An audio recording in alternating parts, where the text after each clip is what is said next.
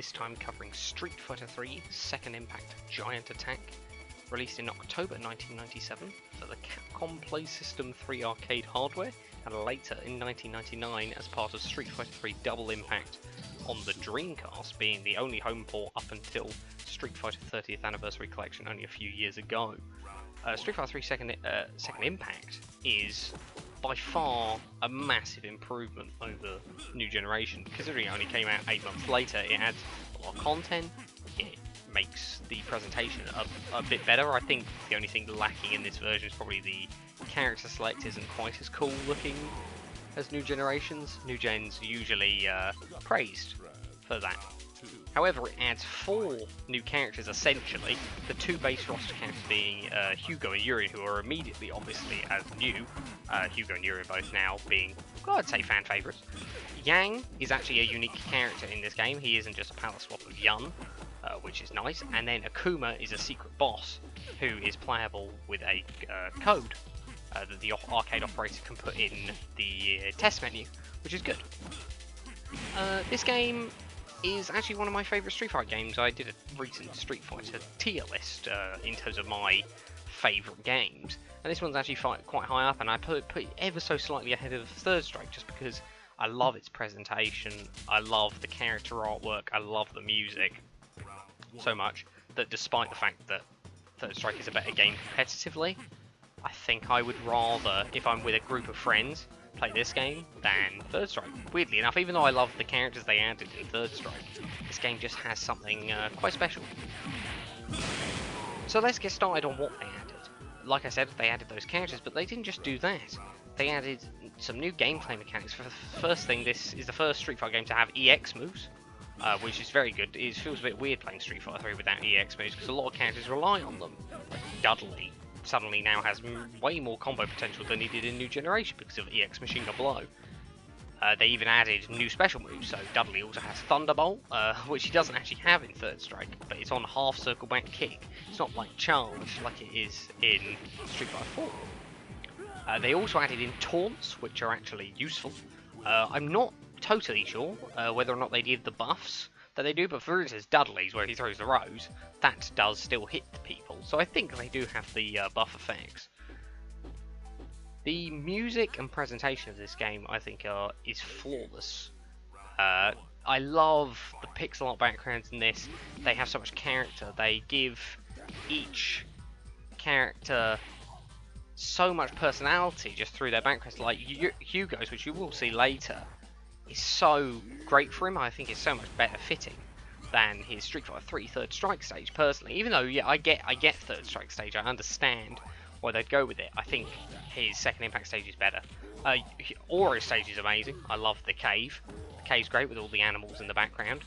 Really gives you off that hermit vibe, and the weird just adds to his sort of weirdness. And it's nice to see because I think his turtle shows up in the background as well, which is going to be returning in Street Fighter 5 as he's one of the Season 5 characters to be added. Overall, the gameplay got a little bit adjusted in terms of how it feels. Hit stun feels better, block stun feels better. The parries, which were obviously introduced in a New Generation, are still relatively the same in regards to how air parrying works. So air parrying, if you press forward, you bounce away. So, like you'll bounce off of them. And if you press down, you'll bounce off but down. You'll like go down.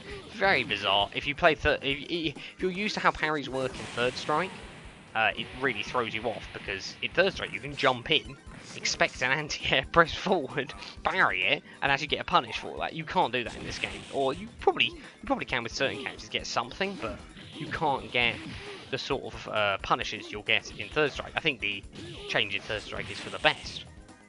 This is obviously Urian's first appearance. Urian and Hugo are actually really weak in this game. They just aren't. They don't quite have all the tools that they did.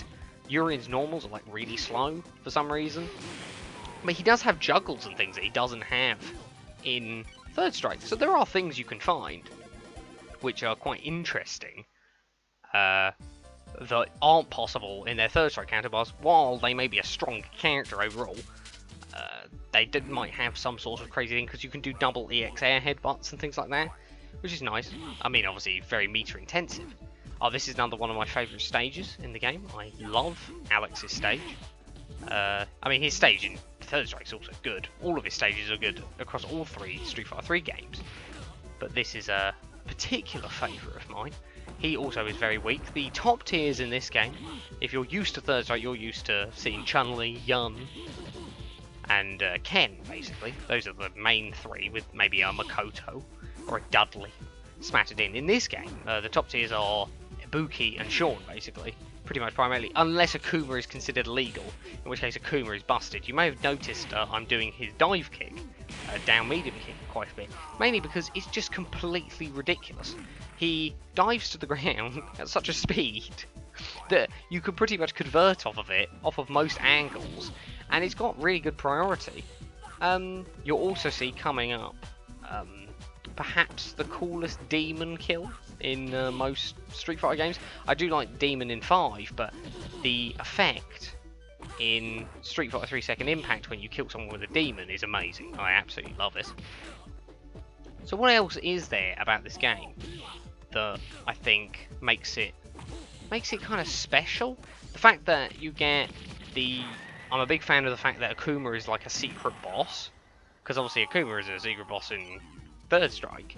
The fact that then you can even go harder and you can get Shin Akuma as a boss is super cool. But trust me, guys, I've only gotten him a couple of times when I've really tried for it.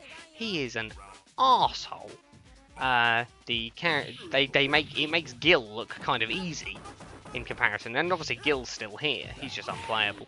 Luckily, on the Dreamcast version, both Shin Akuma and Gil were actually playable. I'm playing the CPS3 version, so unfortunately I can't play Shin Akuma or Gil, which would be quite cool. Maybe I should have emulated that version.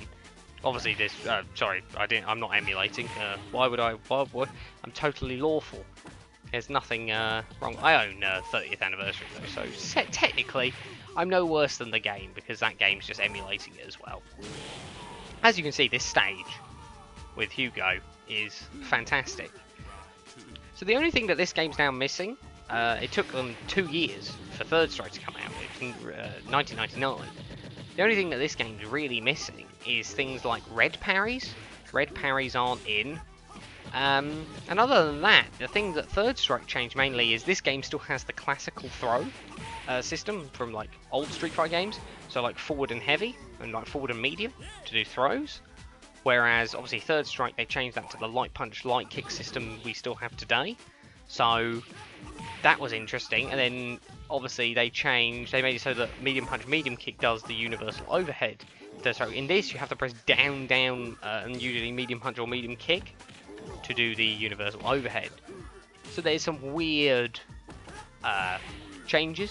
This game also does have, I don't think I have any recording of it in the video, but this game also added the parrying bonus game, which returned in Street Fighter 3 Third Strike, but they also added the Car Crusher in Third Strike, which unfortunately isn't in this one, but I understand.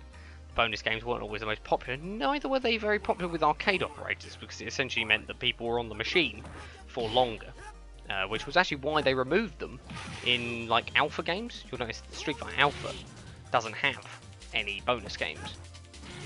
This was actually a request of arcade operators back in the days, because people would, if they were on the machine and say won a few games, it's just adding to the time they're on the machine potentially before they put in another quarter, because they're doing this bonus game, which if you fail it doesn't matter, it's just a bonus game. So they actually removed them. You'll notice a lot of later fighting games actually don't have bonus games, because at the time they were hanging on to the arcade market as much as they could, so they felt that they had to sort of not pander as of such, but help out the arcade operators where they could. Unfortunately, Capcom didn't really learn from this. If you look into the CPS3 arcade hardware, CPS3 wasn't very good for arcade operators in regards to how it worked. But that's a long story for another day. But yeah, overall though, Street Fighter 3 Second Impact's a fantastic fighting game. I absolutely adore it. I have a lot of fun with it every time. I mean, it's unbalanced as hell. Like Sean and Ibuki are just dumb. Some of the other characters are still really weak, like Helena's still completely useless. Necro's not very good and is missing some of his moves. Oro's not very good. There's loads of problems, but it's one of those things that a game doesn't have to be balanced to be fun. Obviously, you'll see here Gil doing the Meteor Super. He gains the Super in Second Impact, which is kind of nice because it means that he doesn't always have a Resurrection. You'll see me drop my combo there. Confirm into Super, which then I decide to just throw out a Fireball and try to do Shifu Jinrai. But yeah, I hope you've enjoyed the video. I will be doing more videos. I have done, you may have noticed a little intro I did. If there's any games that you're thinking of, I plan on doing a video on a few fighting games that I'm actually not so familiar with. I'm planning on doing a video on Star Gladiator, potentially, because that's a really interesting Capcom fighting game. Capcom had a lot of weird and wacky fighting games around the sort of late 90s to early 2000s. Things, especially for the Dreamcast, like Techromancer and things like that. There was some interesting stuff that Capcom made, so I'll definitely be doing that. But if there's any others that you're particularly looking for, I'm very willing to hear any requests. But yes, this was my retrospective look at Second Impact. It's a good game. I implore you to try it if you want to get it legally in a way that's nice to Capcom. You can buy the Street Fighter 30th Anniversary Collection, which gives you a lot of other games. It gives you 12 games in total. But if you want to just play it a bit, you know, emulation's always there. No one's gonna knock down your door for emulating an old Capcom fighting game. So yeah, Second Impact, not obviously as good as Third Strike, but like this stage with Ryu, this is actually one of my favourite Ryu themes of all time. I absolutely adore this theme. It's great. But yeah, I'm going to leave it there with the narration. I will leave the gameplay to sort of speak for itself. You'll see that I just lost. And I will be back with more. I obviously am streaming on Twitch, so if you want to catch me on there every Tuesdays, Thursdays and Sundays at 7:30 BST, you can. But I will see you guys next time. Remember to like, comment and subscribe and all those good things, and I'll see you next time. Enjoy the rest of the gameplay.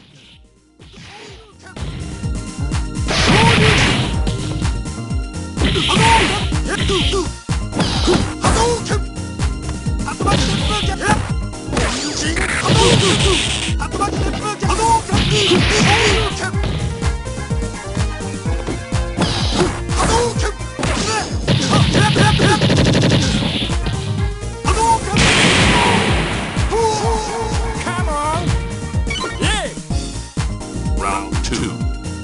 Fight!